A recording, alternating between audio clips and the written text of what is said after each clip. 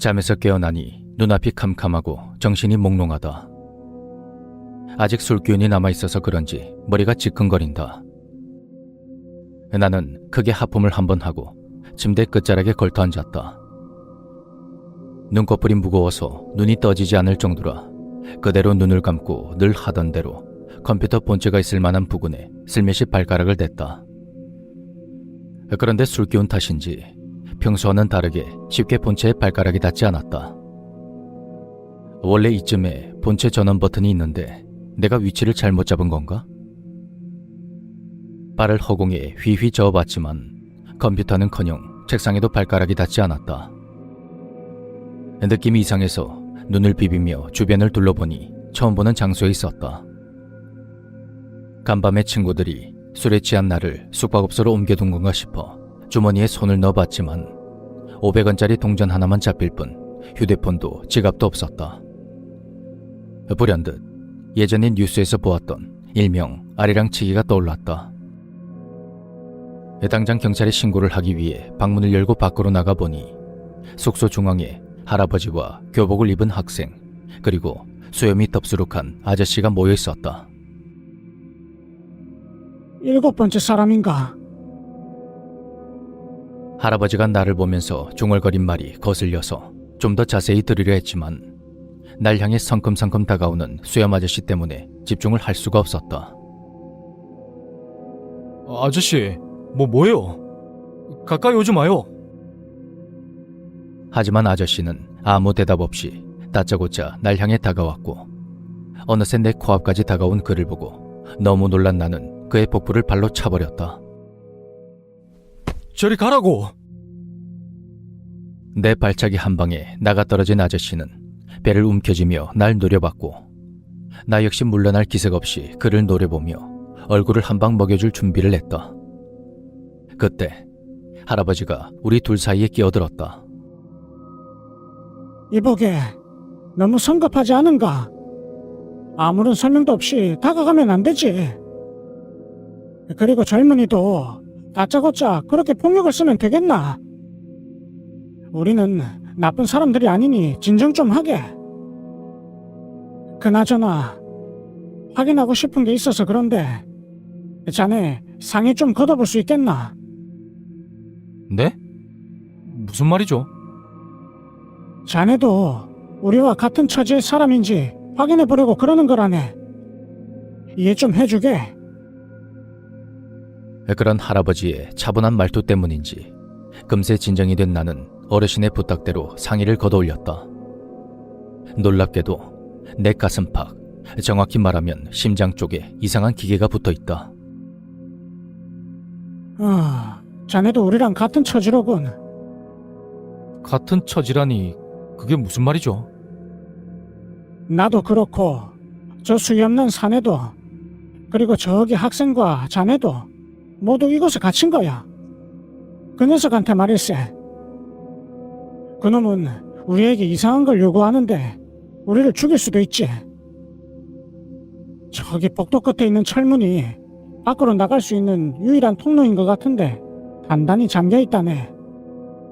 나갈 수 있는 다른 방법은 없어. 그 녀석이 누구죠?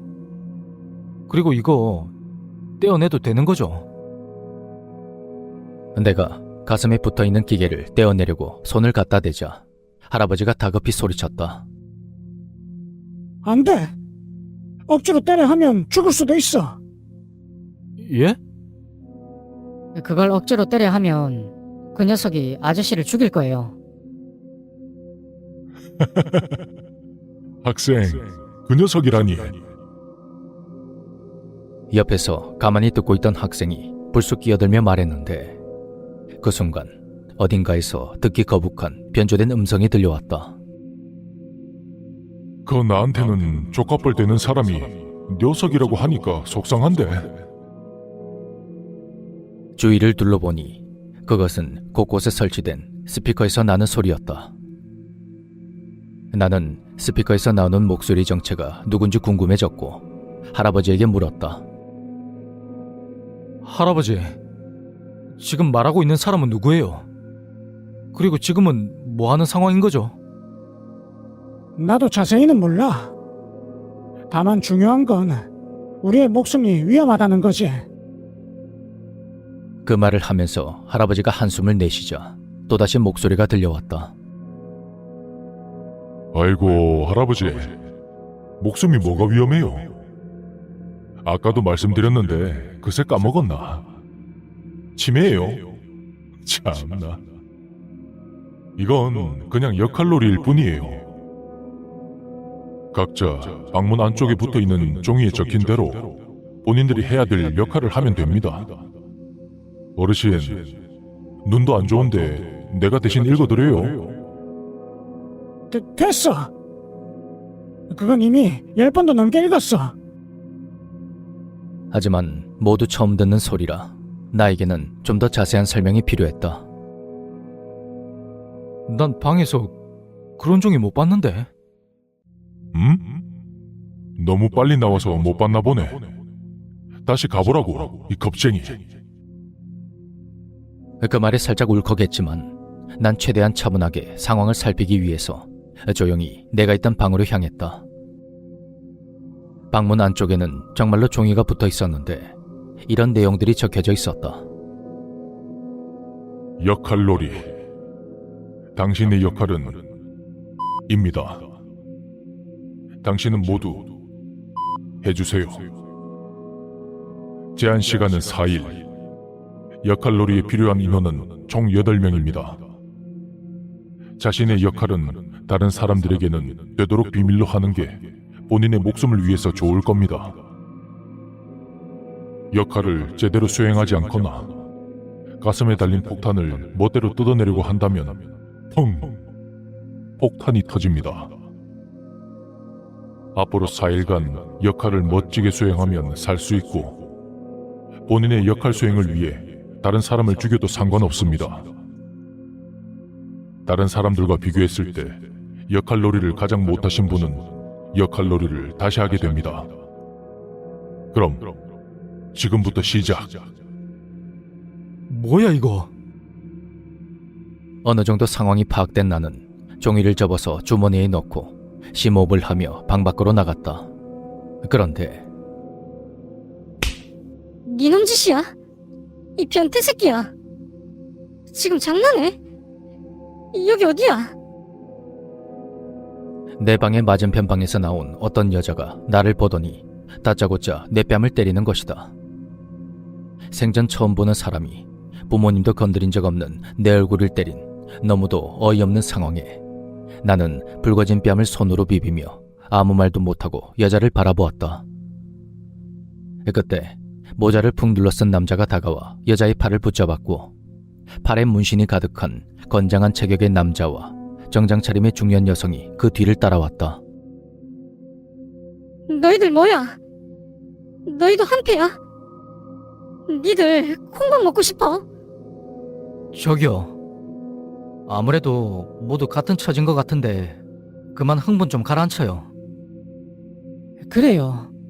좀 진정하세요. 비록 아무 잘못도 없이 얼떨결에 뺨을 맞긴 했지만 지금의 상황을 그 여자보다 더 잘 이해하고 있었던 나는 침착하게 여자를 진정시켰다. 오호, 드디어 8명이 모두 모였네요. 스피커에서 또다시 역겨운 목소리가 흘러나왔고 그러자 모두 일제히 소리가 들려오는 천장 위쪽을 바라봤다. 여러분, 일단 복도 중앙에 넓은 곳에 있는 원탁에 둘러앉아요. 그리고 내 이야기를 좀 경청해 주시죠. 이건 또 뭐야? 상황을 잘 모르는 듯한 여자는 스피커에서 나오는 불쾌한 소리에 신경질적인 반응을 보였지만 이내 주변 사람들의 분위기에 눌려 순순히 녀석의 지시대로 행동했다. 복도의 중앙은 다른 복도와는 달리 공간이 꽤 넓었는데 그 가운데에 정확히 8개의 의자가 놓여있는 원탁이 있었다. 복도의 내 귀퉁이에는 작은 구멍이 있었고 그곳에서 붉은 불빛이 반짝거렸는데 카메라가 있는 것이 확실해 보였다. 다들 모였어. 모두들 자리에 앉았군요. 일단 방문에 붙은 종이는 모두 봤을 거라 생각합니다. 내가 아주 공들여서 만든 건데 자세히 봤죠? 일단 서로 함께 역할극을 할 거면 누가 누군지를 알아야겠죠. 자, 각자 자기소개부터 해보죠. 하지만 모두 썩 내키지 않은 얼굴이었는데 어쩌면 당연한 일이었다. 처음 보는 사람들과 낯선 장소 그리고 불쾌한 상황. 그런데 여기서 자기소개를 하라니 참으로 어이없는 요구였다. 속으로 네 소개부터 먼저 해보시지 생각하고 있는데 녀석이 그런 내 생각을 읽어냈는지 말을 이어갔다. 아, 다들 쑥스러운가? 그럼 사교성 있는 나부터 해보죠. 나는 여러분을 가둬놓은 납치범이자 여러분의 몸속에 폭탄을 심어놓은 폭탄 테러범, 그리고 이 역할극을 꾸민 감독이자 이제부터 여러분의 역할극을 보게 될 관객입니다. 흥에 겨워서 자기소개를 하는 놈의 말투가 영 못마땅했다. 우리에게 저지른 악행을 마치 자랑이라도 하는 것처럼 떠벌리는 태도가 황당하기까지 했다. 저 새끼가 근데 야, 넌 내 손에 잡히면 뒤질 줄 알아. 이 쥐새끼 같은 놈. 떡 벌어진 어깨에 양팔을 문신으로 도배한 남자가 탁자를 치며 소리를 질렀다. 괜히 도발하지 말고 각자 자기소개 합시다. 일단은 저 사람의 말을 따르는 게 좋아요.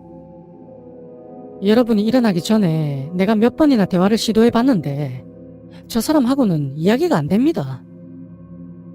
우선 저 요구를 들어준다면 우리도 밖으로 나갈 수 있을 거예요. 정장 차림의 아주머니가 안경을 고쳤으며 조심스레 말을 이어갔다. 그녀의 아랫입술은 미묘하게 떨리고 있었지만 상당히 차분하면서도 논리적으로 말하는 그 모습이 아마 이 상황에 나름대로 적응한 것으로 보였다. 문신남도 그녀의 말에 기가 조금 눌렸는지 이내 흥분을 가라앉히며 말했다. 아, 진짜 저놈 때문에 화가 나서 그만. 미안하게 됐습니다. 그럼 일단 내 소개부터 하겠습니다. 나는 강남에서 아주 잘 나가는 조직인 빠꼬파의 고위 간부 쌍용이라고 합니다. 이름은 이상용이요. 그러면서 그는 자신의 셔츠를 걷어서 양쪽 팔뚝에 새겨진 승천하는 용 2마리를 보여줬는데 확실히 남에게 자신의 힘을 과시하려는 그런 타입인 것 같았다. 그의 뒤를 이어 모자를 눌러 쓴 청년이 입을 열었다. 다음은 제가 소개할게요. 저는 대학생인데 대학? 대학 어디에? 무슨 대학인데? 상용이 청년의 말을 자르며 끼어들자 청년은 의미심장한 미소를 지으며 이렇게 대답했다. 저는 서울대 다니고 있습니다. 에이, 지금 확인 못한다고 둘러대기는. 상용은 청년을 위아래로 훑어보며 중얼거렸지만 그의 시비에도 청년은 표정 변화 없이 침착함을 유지했다. 아저씨에게 겁을 먹었거나 진짜로 서울대가 아니거나 둘 중 하나겠지. 그렇게 청년의 소개가 끝나자 잠시 침묵이 흘렀고 그대로 놔두면 침묵이 길어질 것 같아서 내가 막 입을 때려는 순간 다음은 제가 소개해도 될까요? 그동안 말 한마디 없이 조용하던 학생이 손을 들었고 그의 기어들어간 듯한 목소리에 모두 조용히 고개를 끄덕였다. 저는 그냥 평범한 고등학생이고요. 이름을 꼭 말해야 하나요? 모르는 사람들인데. 학생의 이름은 이미 그의 가슴팍에 달린 명찰에 적혀 있었다. 안세형. 양손으로 가방끈을 꼭 붙잡은 채 주눅이 들어서 자기소개하는 모습이 왠지 안쓰러워 보였다. 야, 어깨 좀 쭉 펴. 어디서 맞고 왔냐? 나 학교 다닐 때는 너처럼 기생 오라비같이 생긴 놈들이 제일 싫었는데. 상용씨, 오버하지 말고 내가 써준 역할대로만 행동하시죠. 그 말에 괜히 내 속이 시원해지는 것 같았다. 틀린 말은 아니었기 때문이다. 그런데 갑작스런 지적에 당황해하던 상용이 이내 천장의 스피커 쪽을 향해 욕설을 내뱉기 시작했다. 뭐라고? 야, 이 자식아. 당당하면 거기 숨어있지 말고 나와. 상용 씨, 마지막 경고입니다. 역할대로 행동하십시오. 당장 나오라고, 이 비겁한 놈아.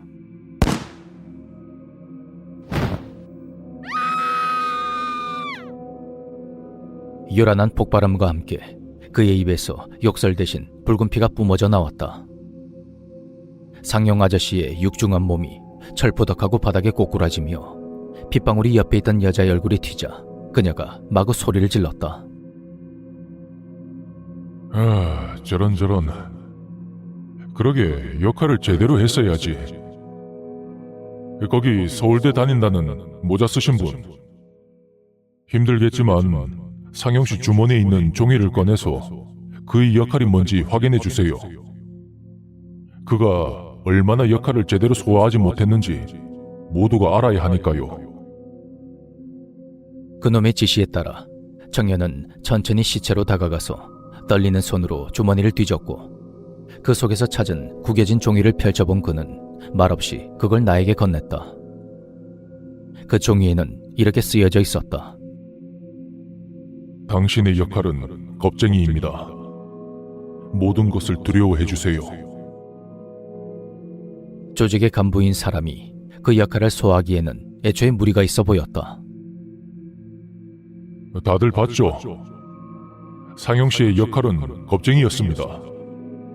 하지만 그는 전혀 겁쟁이처럼 행동하지 않았어요. 그건 여러분들도 공감할 겁니다. 역할극이라도 좋으니 사회에서 힘께나 쓰는 양반 겁먹는 모습 좀 꼭 보고 싶었는데 이렇게 될 줄은 나도 몰랐네요. 어쨌든 이 일로 다들 자기가 맡은 역할의 중요성을 깨우쳤다면 좋겠군요. 그 말에 대부분의 사람들이 패닉 상태로 고개만 끄덕였고 피가 번진 바닥을 멍하니 내려다보던 청년은 이내 자기 방으로 들어가 버렸다. 젊은 여자는 엎드린 채 울고 있었고 아주머니와 할아버지는 시체가 나뒹구는 자리를 황급히 떠나버렸다.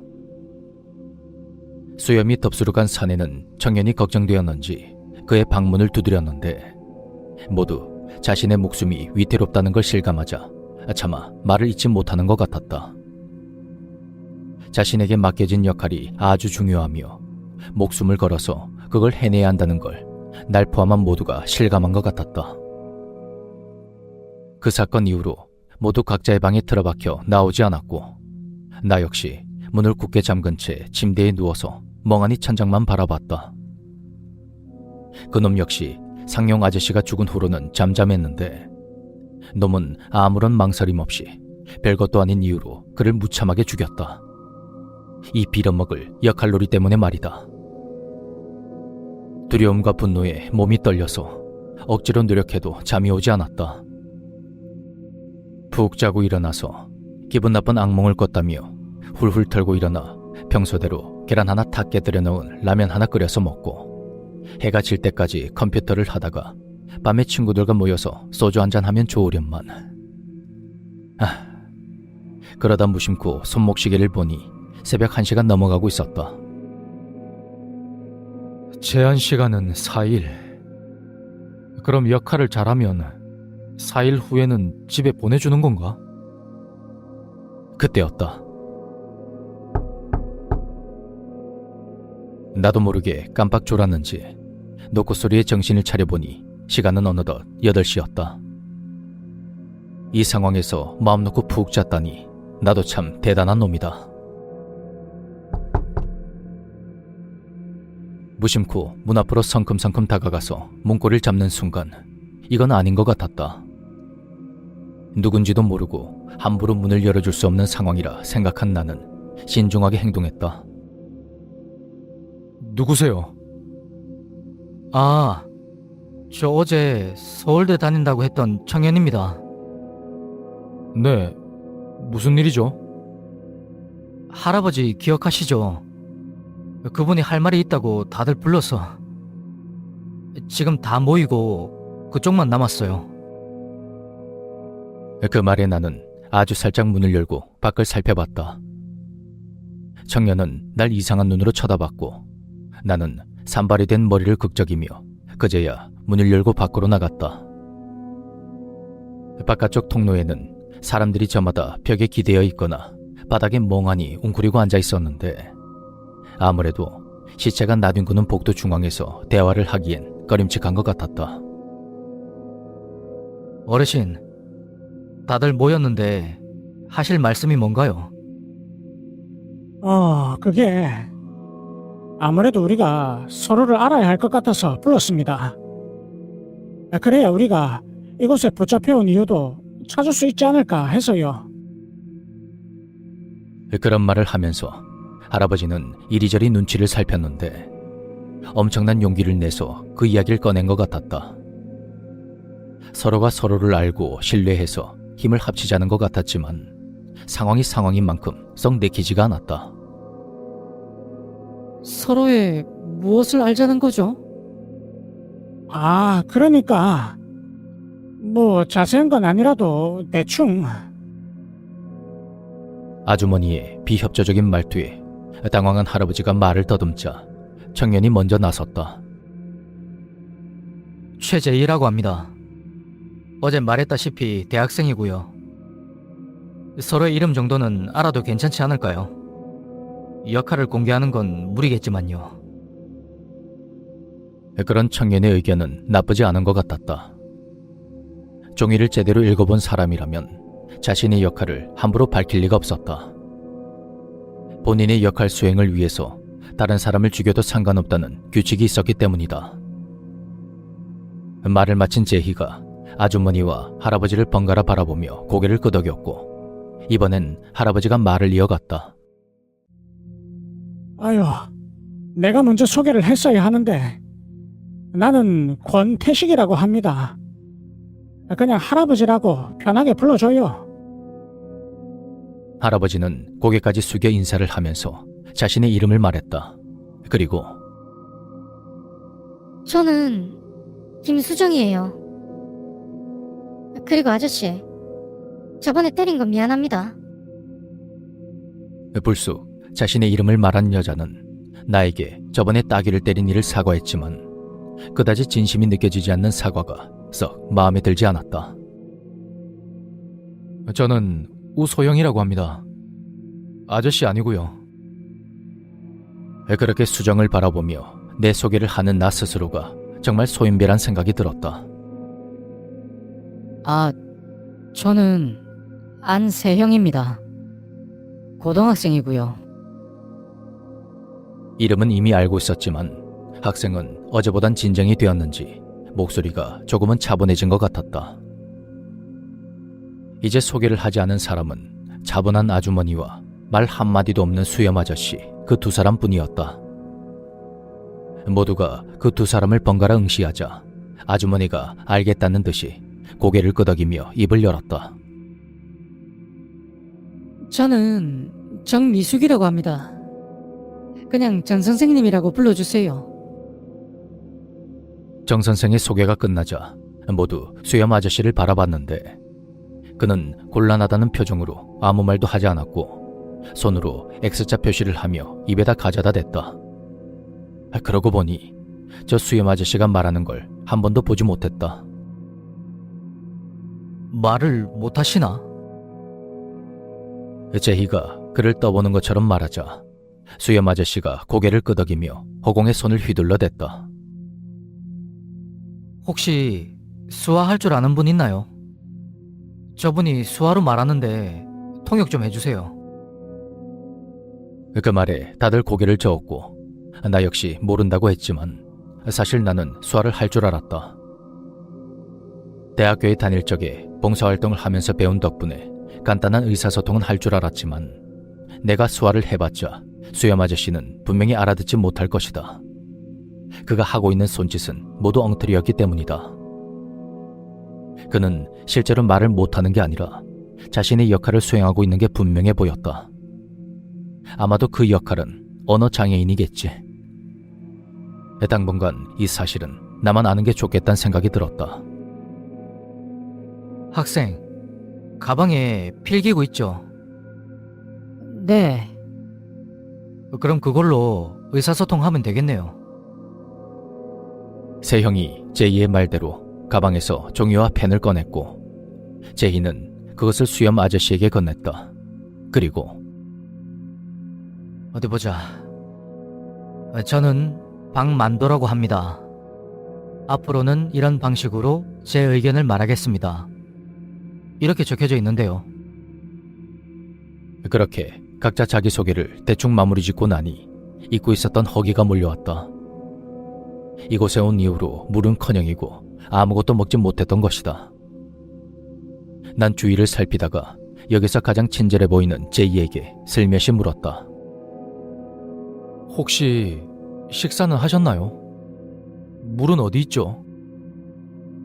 분위기를 확 깨는 나의 질문에 제이는 나를 배려하여 귓속말로 말해줬다. 방 한쪽 구석에 냉장고가 있을 거예요. 거기에 음식들이 있는데 역할극이 끝나는 4일 정도는 충분히 버틸 수 있을 거예요. 아, 그렇군요. 고맙습니다. 제이의 역할은 혹시 천사일까? 같은 남자한테까지 친절한 남자는 보기 드문데 정말 존경스러웠다. 허기진 배를 채우기 위해 방으로 들어가려는 찰나 나의 맞은편 방을 쓰는 수정이 날 불러세웠다. 소영 씨라고 했죠. 궁금한 게 있는데 여기서 굶어야 하나요? 음식은 어떻게 해결하죠? 모르겠는데요. 그리고 나는 방문을 쾅 닫고 들어가서 냉장고를 찾아봤다. 정말 제이의 말대로 방 한쪽 구석에 작은 냉장고가 있었는데 그 안에는 물과 식빵, 초콜릿 등이 들어있었다. 간소했지만 배가 고팠던 나에게는 최고의 식량이었다.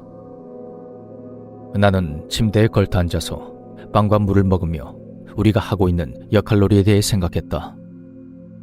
박만도라는 사람의 역할은 확실하진 않지만 일단 언어장애인. 그렇다면 나와 그가 맡은 역할은 그 자체로 봤을 때 별로 위험하지 않다. 다른 사람의 역할은 알 수 없지만 세형과 제희, 수정, 그리고 할아버지와 정선생 역시 그다지 위험해 보이지 않는다.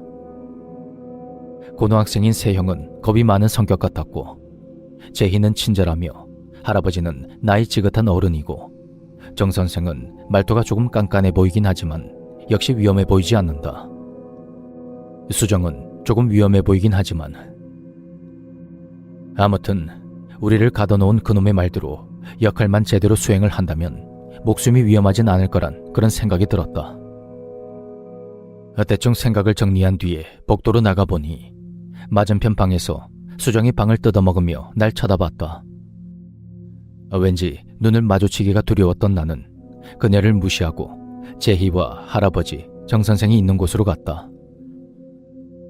세 사람은 모여서 어떤 대화를 나누고 있었고 저 틈에 어떻게 자연스럽게 끼어들까 생각하던 나는 정선생을 바라보며 말을 걸었다. 근데 덥지 않아요?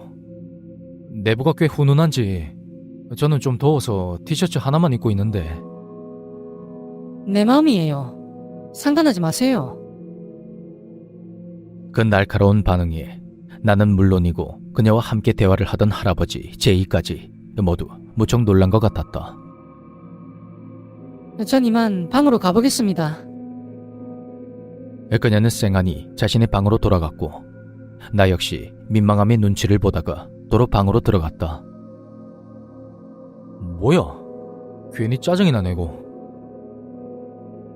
잠이나 자야지. 나는 찝찝한 마음을 안고 잠을 청했다.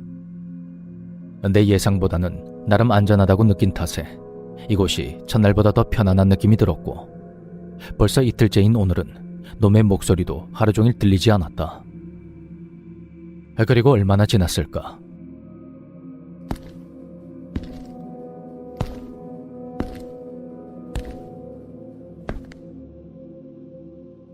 잠귀가 밝은 탓에 밖에서 나는 괴상한 소리에 눈이 떠졌다. 무슨 일인가 하고 문을 열어보니 제이와 정 선생이 통로에 나와 숨을 죽인 채 복도 중앙을 응시하고 있었다. 제이 씨, 무슨 일이에요? 모르겠어요. 복도 중앙에 뭔가 있어요. 그러면서 제이는 벽에 몸을 바짝 붙여서 천천히 복도 중앙 쪽으로 다가갔고 나와 정 선생은 그의 뒤를 조용히 따라갔다. 제이는 주변을 살피며 눈치를 보다가 중앙으로 훅 튀어나갔고 나 역시 그 뒤를 따라가 보니 복도 중앙의 한쪽 구석에 있는 무언가가 보였다. 누구야? 그런 제이의 외침에 그것이 서서히 일어났는데 자세히 보니 세영이었다.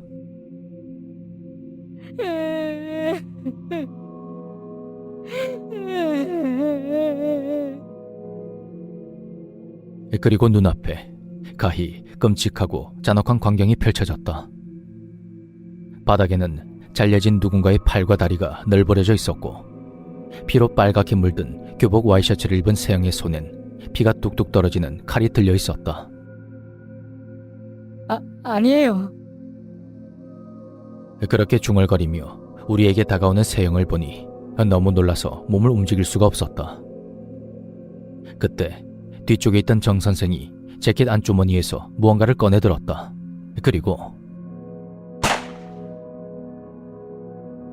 한 발의 총성과 함께 우리에게 다가오던 세영이 자리에 털썩 쓰러졌다. 제이가 권총이 들린 정 선생의 손을 황급히 붙잡았지만 방아쇠는 이미 당겨진 후였다.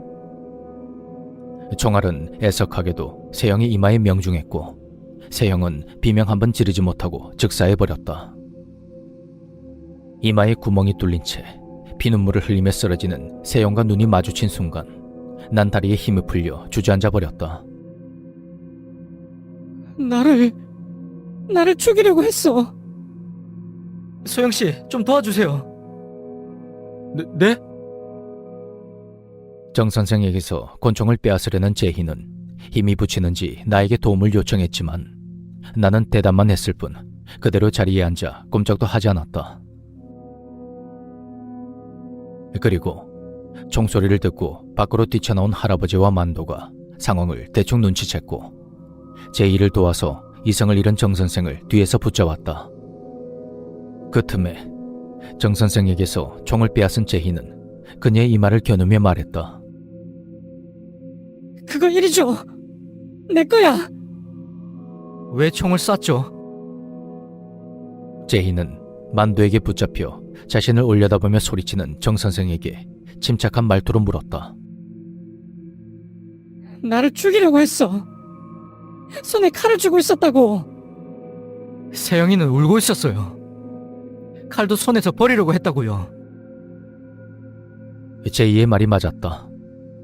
세영의 끔찍한 모습에 나 역시 많이 놀라긴 했지만 그다지 위험하다거나 생명의 위협을 느끼진 않았다. 게다가 우리들 중에 가장 안전한 위치인 맨 뒤쪽에 있었던 정 선생이 한 채의 망설임 없이 총을 쐈던 것이다. 왜 죽였냐고요? 그리고 총은 어디서 났어요? 총을 든 제이의 손이 부르르 떨렸다. 하지만 제이는 총을 쏠 수 없다. 내가 알고 있는 제이는 남에게 총을 쏠 만한 사람이 아니었고 무엇보다 지금 총을 쏜다면 뒤에서 정 선생을 붙잡고 있는 만도까지 총을 맞을 게 분명했다. 제이도 그걸 모를 리가 없을 텐데 왜 이렇게까지 그녀를 위협하며 추궁하는 것일까? 보나마나 총까지 가지고 있었던 정 선생의 역할을 알아보기 위해서일 것이다. 그리고 그게 내 역할이니까. 그래서 총을 쐈어. 정 선생이 자신의 역할을 실토하며 울면서 자리에 주저앉았다. 역시 내 예상대로였다. 처음 보는 사람의 목숨보다 자신의 목숨이 걸려있는 역할이 더 소중한 것은 어쩌면 당연한 것이었다. 그렇다고 그냥 죽이고 싶어서 쐈다고 할 수도 없는 노릇이니 이로써 내가 생각했던 안전한 역할놀이는 끝이 나버렸다. 와우. 드디어 모두 본격적으로 자신의 역할을 수행하기 시작했군요. 관객으로서 너무 지루했는데 이제야 보기가 좋네요. 이거 팝콘이라도 가져올 걸 그랬습니다. 오랜만에 변조된 놈의 목소리가 스피커에서 흘러나왔다. 놈이 눈앞에 있었다면 갈기갈기 찢어버렸겠지만 지금 내가 할 수 있는 것은 스피커에서 흘러나오는 녀석의 해맑은 웃음소리를 그저 묵묵히 듣는 것뿐이었다. 우소영 씨, 네? 스피커에서 내 이름을 부르는 소리에 무심코 대답을 해버렸다. 방금 전에 죽은 학생의 역할이 뭐였는지 궁금하지 않습니까? 학생의 방으로 들어가서 가방 앞쪽의 주머니를 열어보세요.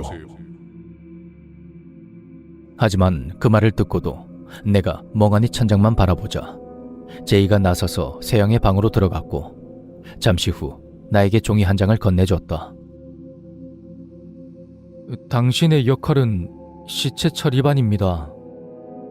시체가 생기면 그것을 칼로 썰어서 중앙 복도의 구석에 있는 수거함에 넣어주세요. 칼은 침대 밑에 있습니다. 세영 학생은 우리를 해치려 하지 않았어요. 그건 느낌으로도 알 수 있었죠. 내가 조금만 빨리 움직였어도 구할 수 있었을 건데. 제이의 눈에서 눈물이 떨어졌고 그 모습에 나와 만도, 할아버지는 아무 말도 할 수가 없었다. 미안합니다. 이대로 있어봤자 우린 모두 죽을 거예요. 아무도 지키지 못해요. 그러면서 제이는 세영의 방으로 들어가서 문을 닫아버렸다. 그리고 문 밖으로 단발의 총성이 새어나왔다. 너무 순식간에 벌어진 일이라 말릴 틈이 없었고 다들 놀라서 그대로 굳어버렸다. 잠깐의 침묵 끝에 용기를 내서 방문을 열고 안으로 들어가 보니 제이가 피를 흘리며 쓰러져 있다. 이 방법밖에 없었던 건가? 나는 제이가 떨어뜨린 총을 주워들고 방문을 닫았다. 어떻게 됐는가? 죽었습니다. 그런 내 말에 할아버지와 만도가 고개를 푹 숙였고 그 사이 정 선생이 벽을 짚고 일어섰다. 저 여자 때문에 무고한 사람이 둘이나 죽었다 생각하니 속에선 분노가 치밀어 올랐다. 당신은 내가 죽이겠어. 나는 총으로 정 선생을 겨눴지만 방아쇠를 당길 수가 없었고 그런 나를 담담히 지켜보던 정 선생이 갑자기 총을 든 내 손을 쳐냈다. 내가 쇳소리를 내며 땅에 떨어진 총을 다시 주워서 정 선생을 겨누자 그녀가 입을 열었다. 총알은 2개밖에 없었어. 어쨌든 죽은 건 죽은 거니까.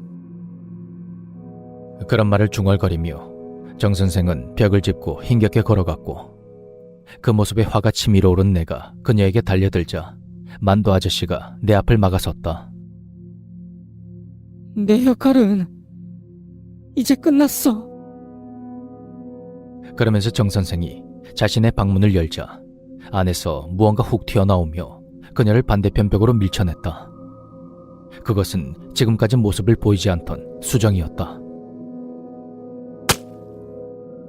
수정의 손에 들린 칼은 정 선생의 배를 정확히 찔렀고 그녀는 고통스러워하는 정 선생의 귀에 대고 이렇게 말했다.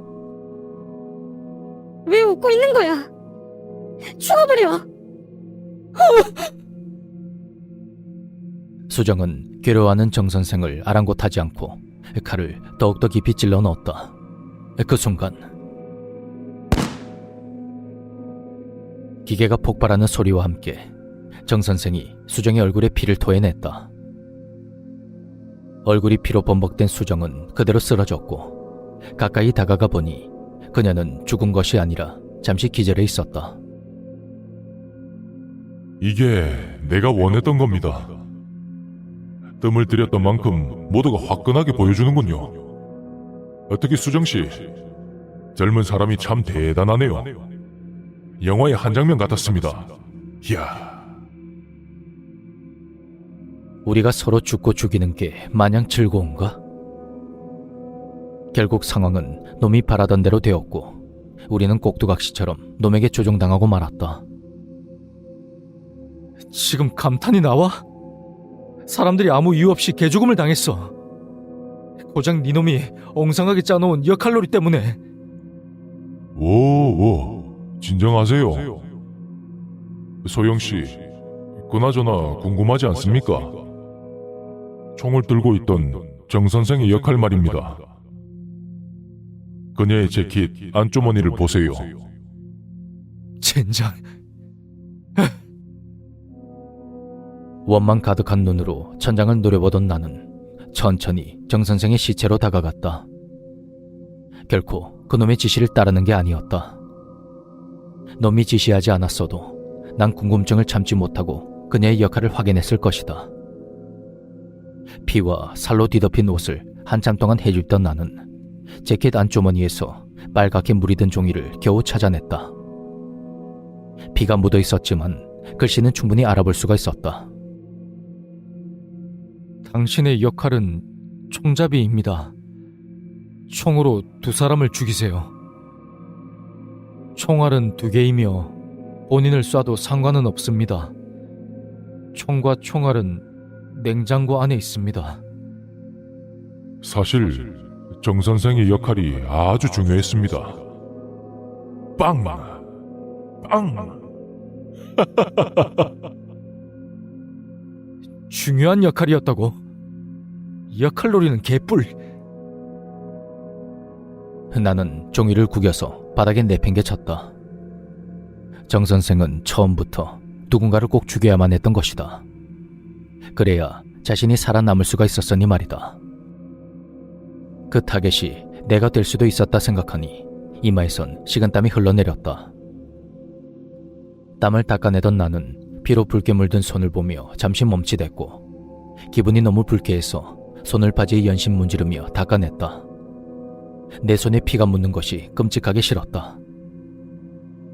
나는 큰 충격을 받고 멍하니 앉아있는 만두와 눈을 지그시 감고 있는 할아버지에게 다가갔다. 수정씨는 살아있나? 네, 잠깐 기절한 것 같아요. 좀 있으면 일어나겠죠? 그러면서 나는 할아버지 옆에 털썩 앉았다. 이제 아무도 죽지 않겠죠? 만도가 그 말을 종이에 써서 내게 건넸다. 네네. 이제는 아무도 죽지 않을 겁니다. 저 수정씨 기절했다고 했지? 깨어나기 전에 역할을 확인해 두는 게 좋지 않을까? 조금 찝찝하긴 했지만 할아버지의 말이 맞았다. 수정 역시 우리의 눈앞에서 정 선생을 죽였기 때문에 그녀의 역할을 확인해 볼 필요가 있었다. 네. 그럼 제가 가서. 아니야. 자네는 여기 있어. 내가 갔다 올게. 그러면서 할아버지는 수정의 곁으로 다가갔다. 지금 몇 시야? 새벽 4시입니다. 오늘로 3일째네요. 내일이면 이 끔찍한 일도 끝이에요. 그 말에 나와 만두 아저씨는 한숨을 내쉬었지만 그 안도감도 오래가지 못했다. 무슨 짓입니까? 할아버지가 수정을 향해서 사정없이 칼을 휘둘렀기 때문이다. 내 외침에 크게 놀란 만두가 벌떡 일어났고 할아버진 손에 든 칼을 바닥에 내던지며 두 손을 들었다. 이제 다 끝났어. 죽을 사람들은 죽었다고. 나를 믿어주게. 여기, 이게 내 역할이야. 그러면서 할아버지는 우리 쪽으로 종이를 던졌고 그걸 주워서 펼쳐본 나는 쇠망치로 뒤통수를 한 대 세게 얻어맞은 그런 느낌이 들었다. 당신의 역할은 인구 조절입니다. 본인을 포함하여 3명을 남겨주세요. 그 이상도 이하도 안 됩니다. 물론 걱정할 필요는 없습니다. 저절로 줄어들 테니까. 나는 뭔가 말을 하려다가 그만 정신을 잃고 쓰러졌고 한참 후에 눈을 뜨자 스피커가 달려있는 천장이 보였다. 그리고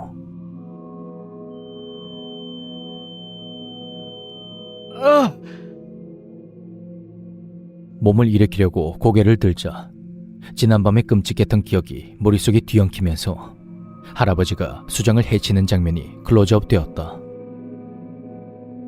이보게.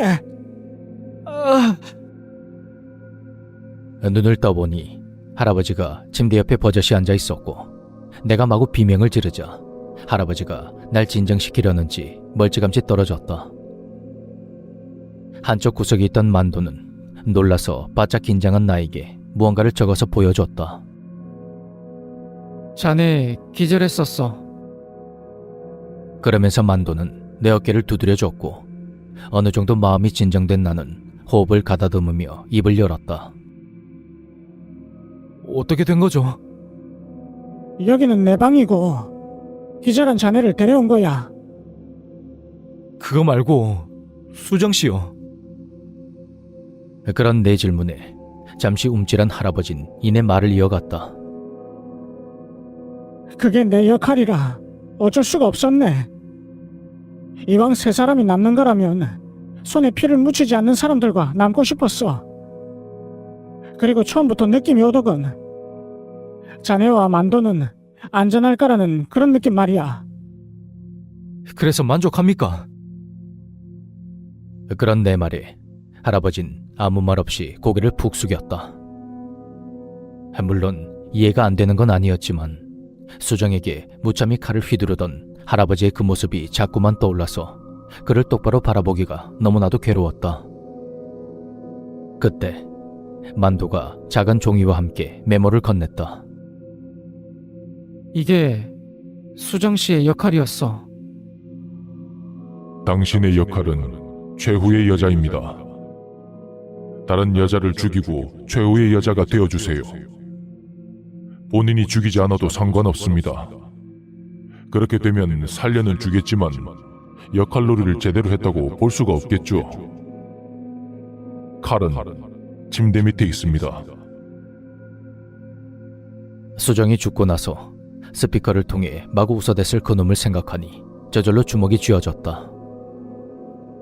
손목시계는 밤 11시 50분을 가리키고 있었고 이 빌어먹을 역할놀이도 이제 10분밖에 남지 않았다. 오늘만 지나면 4일이 지나고 그럼 정말 끝이란 생각에 다시금 긴장이 풀려버린 나는 침대에 벌러덩 들어누웠다. 소영씨 자네는 역할이 뭔가? 위험하지 않다는 건 알겠는데 그냥 궁금해서 그러네. 그런 할아버지의 말에 돌이켜 생각해보니 그동안 나는 정작 내가 맡은 역할에 대해선 전혀 신경을 쓰지 않고 있었고 그것을 깨닫는 순간 내가 역할을 제대로 수행하지 않았다는 생각에 불안해졌다. 그때 만도가 어떤 말을 적은 메모를 쓱 내밀었다. 역할을 말하기 곤란한가요? 아니요. 말하기 곤란하진 않은데 제가 역할을 제대로 수행했나 싶어서요. 사실 그랬다. 주변에서 워낙 큰일이 자꾸만 일어났던 탓에 정작 가장 중요한 내가 맡은 역할은 까맣게 잊고 있었던 것이다. 내가 잠시 생각에 잠겨있자 두 사람이 나에게 다가왔다. 자네 역할이 뭐길래 그런가? 솔직한 사람요. 그런 내 말에 두 사람은 도무지 믿기지 않는다는 표정을 지어 보였다. 그게 정말인가? 역시 생각한 대로 별로 위험한 역할은 아니었지만 참 대단하군. 그렇게 말하는 할아버지는 내 역할에 대한 It hurt good, more than I can say. But maybe love isn't holding on. Maybe it's knowing when to walk away.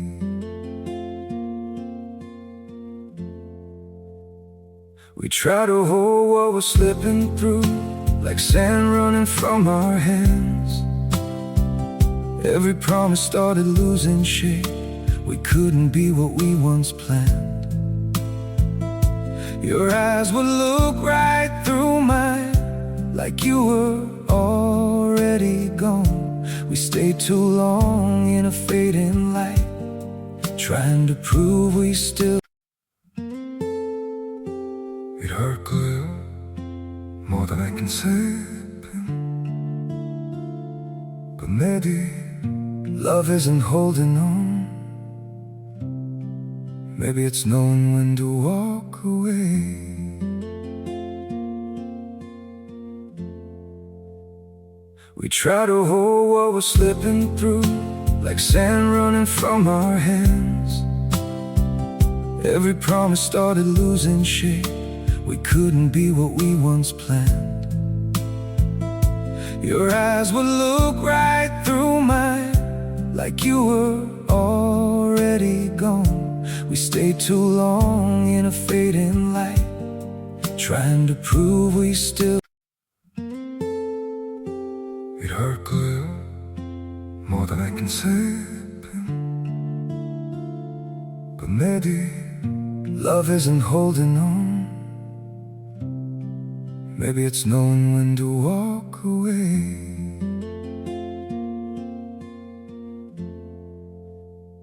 We try to hold what we're slipping through, like sand running from our hands. Every promise started losing shape. We couldn't be what we once planned. Your eyes would look right through mine, like you were already gone. We stayed too long. 놀라움과 함께 이제 더 이상 끔찍한 일은 없을 거란 안도감에 표정이 밝아졌다. 나는 재빨리 이성을 되찾으며 지금까지의 일들을 곰곰이 되짚어 보면서 내가 역할을 잘 수행했는지 아닌지를 생각했다. 100% 완벽한 건 아니었지만 분명히 나는 어느 정도 내 역할을 수행했다. 내가 아직 살아있다는 것만 봐도 그것을 충분히 알 수가 있었다. 시간은 이제 밤 11시 59분에서 자정을 향해 가고 있었고 어느 정도 상황 파악이 된 나는 할아버지에게서 멀찌감치 떨어지며 두 손을 모아 기도했다. 할아버지, 안녕히 가세요. 폭발음과 함께 할아버지가 피를 토하며 쓰러졌고 예상치 못한 상황에 크게 놀란 만도는 거친 숨만 내쉬었다. 나는 내 역할 수행에 대해 생각을 하면서 내가 처음으로 종이를 펼쳤던 순간으로 돌아갔다. 당신의 역할은 거짓말쟁이입니다. 모두를 속여주세요. 바로 이것이 종이에 적혀있는 내 역할이었다. 지금까지 나는 내 역할에 대해서 크게 의식하지 않았다고 생각했는데 계속해서 나도 모르게 모두에게 거짓말을 하고 있었던 것이다. 나는 수화를 할 줄 알면서도 모른 척을 했고 수정을 골려주기 위해서 음식이 어디에 있는지 알면서도 모른다고 했고 도와달라고 부탁하는 제이에게 대답만 하고 도와주지 않았다. 또한 정 선생을 내 손으로 죽인다고 해놓고 죽이지 못했고 조금 있으면 일어날 거라고 말했던 수정은 영원히 일어나지 않았다. 자기 소개랄지 시간을 알려주는 등의 간단한 의사소통을 제외하고는 대부분 거짓말을 했던 것이다. 그리고 내 의지와는 전혀 상관이 없었지만 내가 스스로 목숨을 끊었다고 말했던 제이는 아직 살아있는 것이 분명했다. 내가 여태 멀쩡히 살아있는 걸 보면 알 수가 있었다. 할아버지의 죽음을 통해서도 이런 내 생각은 확신으로 다가섰다. 왜 몰랐을까? 다른 사람이 죽었을 땐 죽은 사람의 역할이 뭔지 가르쳐주면서 신나게 떠들어대던 녀석이 제이가 죽었을 땐 아무 말도 없었다. 단지 피를 흘리며 쓰러졌다는 것만으로 죽었다고 생각해버리다니. 지금 문 앞에 서 있는 제이를 말이다. 제이는 자신의 옆구리를 부여잡고 벽에 기대어 간신히 서 있었다. 별로 놀라지 않는 걸 보니 눈치채고 있었나 보네요, 소영씨. 제이씨, 역시 죽지 않았군요. 5분 전에 알았습니다. 그나저나 당신한테 고마워해야겠네요. 당신이 방에 들어가서 스스로에게 총을 쐈을 때 난 사람들에게 당신이 죽었다고 했어요. 하지만 당신은 죽지 않고 살아있었죠. 덕분에 나는 의도치 않게 거짓말을 해서 내 역할을 수행할 수가 있었고요. 만약 당신이 진짜로 죽었다면 난 진실을 말해버린 셈이니 죽어버렸겠죠. 똑똑하시네요. 네, 저도 서울대 다니거든요. 하지만 나와 제이의 대화가 이해되지 않았는지 만도는 아직도 어리둥절한 얼굴로 우릴 쳐다봤다. 그리고 어차피 다 끝난 마당에 당신의 역할에 대해서 자세히 말해주시죠. 대체 무슨 역할을 맡았길래 죽은 척까지 했는지 궁금합니다. 사실 나는 경험자입니다. 경험자라니요? 나는 이전에 있었던 역할놀이에서 마지막까지 살아남았지만 생존자들 중에서 역할 수행을 가장 못한 사람으로 다시 역할놀이를 하게 되었습니다. 그의 말을 들으니 문득 종이에 적힌 규칙이 다시 떠올랐다. 다른 사람들과 비교했을 때 역할놀이를 가장 못하신 분은 역할놀이를 다시 하게 됩니다. 그럼 제이씨, 당신이 맡은 역할이 뭐죠? 그런 내 물음에 제이는 대답 대신 종이를 건네줬다. 당신의 역할은 세 번째 시체입니다. 세 번째로 죽는 시체 역할을 맡아주십시오. 물론 진짜 죽으라는 게 아닙니다. 경험자시니까 능숙하게 잘할 수 있겠죠? 내 역할이 시체이다 보니 우선 시체 처리를 맡은 사람을 처리해야 했어요. 그 전에 역할놀이에서 시체 처리 역할이 있었거든요. 첫 번째 희생자가 생겼을 때 나는 밤에 잠들지 않고 누가 시체를 치우는지 지켜봤고 역시나 누군가 몰래 나와서 시체 근처로 가더군요. 그게 바로 세영 학생이었군요. 맞아요. 그래서 만만하다는 생각에 혼자 처리하려고 했는데 그 뒤에 또 다른 누군가가 나타나더군요. 예상 밖의 일이었습니다. 그 혼란스러운 상황에서 당신도 나타났죠. 근데 운이 좋게도 그녀가 세영을 총으로 쏘더군요. 그게 바로 정 선생이었고요. 네. 하지만 마냥 좋지만은 않았습니다. 그 상황에서 한 사람이라도 더 죽으면 내가 세 번째로 죽을 수가 없으니까요. 그래서 그렇게 필사적으로 총을 빼앗았군요. 그래요. 애초에 그 총으로 누군가 해야 할 마음은 없었습니다. 그리고 스피커에서 당신에게 세영 학생의 가방을 보라고 했을 때 기회는 이때다 싶어서 내가 대신 들어갔죠. 생각할 시간도 벌고 총알의 개수도 세려고요. 정말 하늘이 도왔는지 총알이 딱 한 개 남아 있었고 어설픈 연기로 대충 죽는 신용을 했습니다. 그리고 시간이 가기만을 계속 기다렸죠. 총으로 쏜 곳은 급히 응급처치를 하면서 말입니다. 이야, 제이 씨는 딱 한 번 해봤는데도 완벽하게 적응을 했습니다. 대단합니다. 스피커에서 감탄하는 그놈의 목소리가 흘러나왔다. 이제 모두 끝났으니 내보내줘요. 오, 잠시만요. 그 전에 평가를 해야겠죠. 우선 제이 씨는 두말할 필요 없이 통과. 본인의 역할을 정말 훌륭하게 해냈습니다.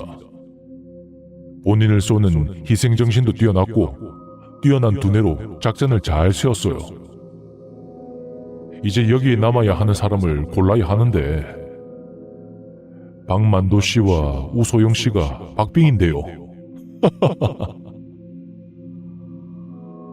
지금의 평가에 따라서 집으로 돌아갈지 아니면 여기 남아서 또다시 목숨을 건 역할놀이를 이어나갈지 결정이 된다. 너무 긴장이 되어서 두 손에 땀이 흥건했다. 우소영 씨, 누가 역할을 더 잘했다고 생각하죠? 본인인가요? 아니면 박만도 씨인가요? 각자의 대답에 따라서 결정을 내리도록 하죠. 그 말에 숨이 턱 막혀왔다. 바로 옆에 있는 만두 아저씨를 쳐다볼 수가 없었다. 어떻게 대답을 해야 하는지 생각하고 또 생각하면서 슬쩍 고개를 돌려보니 만두 아저씨도 나와 마찬가지로 많이 긴장한 얼굴이었다. 그리고 만두 아저씨가 역할을 더 잘 해냈습니다. 저는 시간이라든지 이름 같은 경우에는 진실을 말했습니다. 말해버렸다. 후회할지도 모르지만 그렇게 말해버렸다. 그래요. 그럼 박만도 씨는 누가 더 잘했다고 생각하시죠? 그러자 아저씨가 내 눈치를 보더니 입을 열었다. 내가 더 잘했다고 생각합니다. 나는 입을 꾹 다물고 단 한마디도 하지 않았어요. 알겠습니다. 그럼 이제 밖으로 나가는 사람은 여기서 겪은 일들은 입도 뻥끗하면 안 됩니다. 아시겠죠?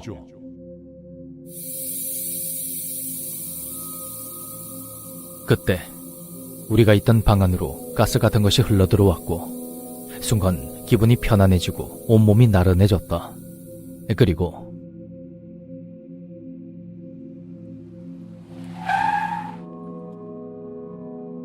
갑자기 들려오는 괴상한 소리에 나는 벌떡 일어나 주변을 둘러봤다. 온통 농가 밭이 보이는 곳에 좁은 도로 위에 내가 있었고 바로 옆에는 그 브레이크를 밟은 택시도 있었다.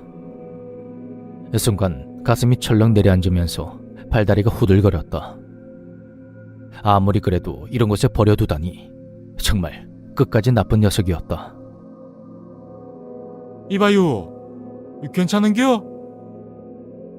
아이고, 피까지 나네. 차에 부딪혔어요.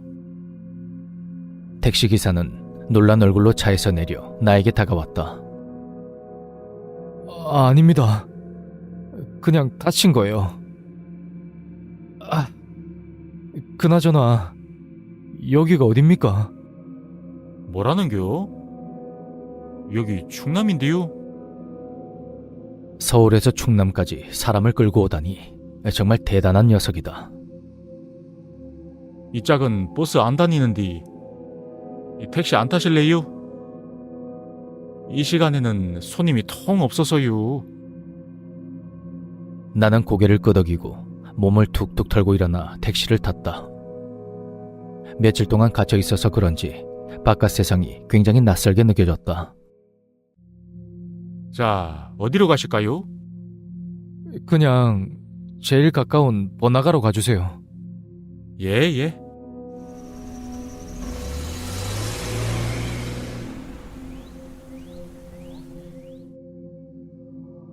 손님, 도착했어요. 얼른 일어나세요. 13,800원 나왔는데 13,000원만 주셔요. 네? 택시 요금요. 마음이 확 놓였던 탓인지 깜빡 잠이 든 모양이다. 하지만 설마 돈도 없이 택시 탄 건 아니죠? 그런 기사님의 말에 잠이 확 달아나 버렸다. 지갑이랑 휴대폰은 그놈이 다 가져갔고 지금 가지고 있는 돈은 달랑 500원짜리 동전 하나인데 갑자기 머릿속이 새하얘졌다. 저 기사님, 제가 지갑을 잃어버려서요. 500원밖에 없는데 어떡하죠? 내가 솔직하게 상황 설명을 하자 그의 눈빛이 확 달라졌다. 이? 환장하겠네. 아유, 손님, 장난치지 마시고 주머니 한번 뒤져보세요. 아니 뭐 찾아보지도 않고 지갑을 잃어버렸다니요. 그 말에 무심코 주머니에 손을 넣어보니 놀랍게도 지갑과 휴대폰이 그대로 들어있다. 난 이것이 정말 내 것이 맞는지 확인해 보기 위해서 지갑을 열어 신분증을 꺼내었다. 우상민, 내 것이 맞네. 손님, 13,000원이요. 아, 예. 여기 2만 원요. 잔돈은 됐습니다. 이? 아이고, 손님. 지갑 잃어버렸다더니 뻥도 잘 치시네요. 거짓말을 밥 먹듯이 하는 당신은 거짓말쟁이 우후훗. 그런 기사님의 실없는 농담에 난 기분 좋게 택시에서 내렸다. 천천히 앞을 향해 걷는 발걸음이 그렇게 가벼울 수가 없었고, 이렇게 평범하게 밖에 있다는 것만으로도 마음이 한없이 편안해졌다. 우소영 씨, 누가 역할을 더 잘했다고 생각하죠? 본인입니까? 아니면 박만도 씨입니까? 녀석의 마지막 질문에 끝까지 거짓말을 한 것이 참으로 다행이다. 그때 솔직하게 말했더라면 지금쯤 어떻게 되었을지 생각하고 싶지도 않다.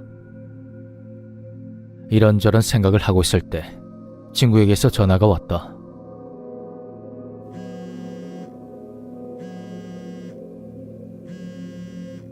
여보세요? 야, 임마. 니 어디서 잠수 타고 있는데? 통하기 억수로 힘드네. 니 어딘데?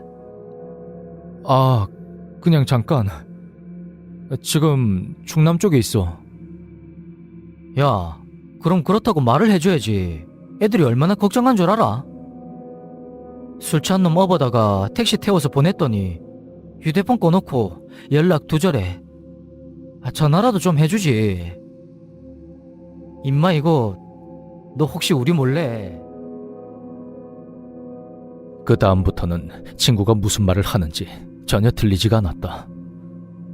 아까 그 택시기사, 어쩐지 웃는 게 낯이 익더라.